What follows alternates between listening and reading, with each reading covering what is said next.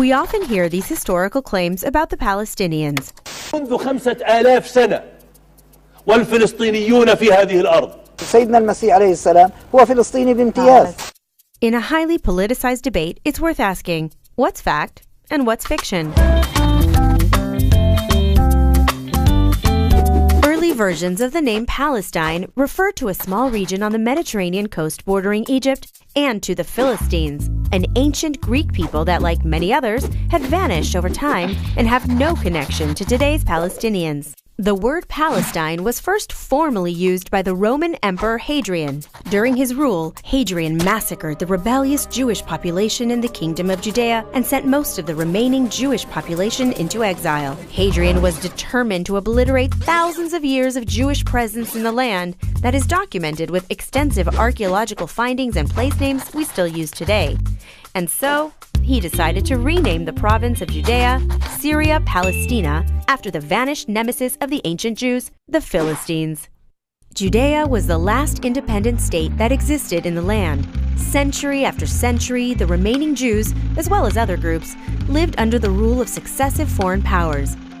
During the time of the Ottoman Empire, the word Palestine was used as a general geographical term describing the land south of Syria. So when that area fell into the hands of the British at the end of World War I, it was only natural that they named it Palestine. The League of Nations, a predecessor to the UN, granted the victorious World War I powers mandates to control the Middle East and prepare the local peoples for independence.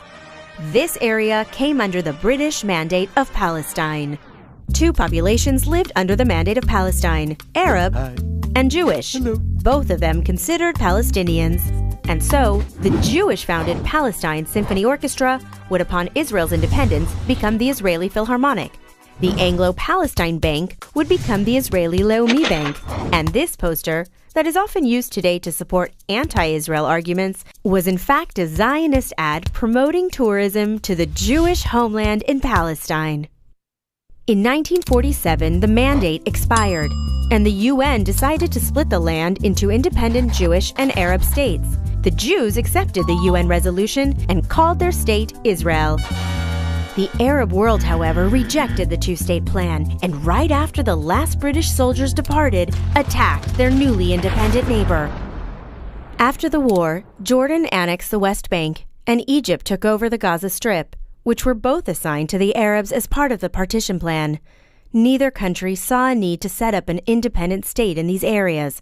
As a result, an Arab state did not materialize in the former British Mandate of Palestine.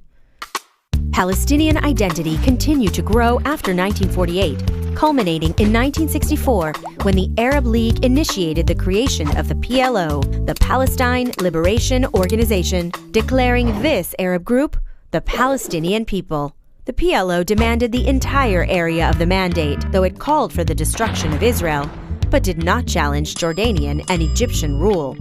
Arab aspirations continued to focus solely on eliminating the State of Israel, instigating another war in 1967, in which Israel gained control over the former mandate territories in the West Bank and Gaza.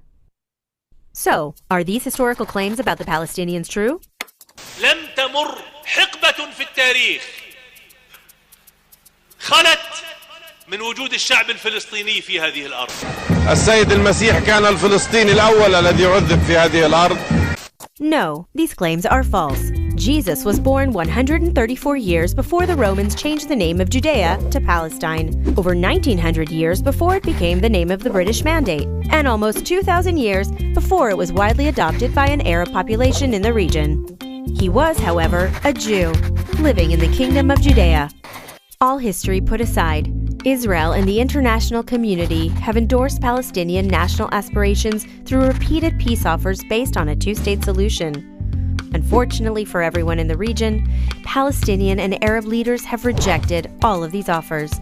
They continue to make false historical claims, hoping to erase Jewish ties and deny Jewish rights in this region.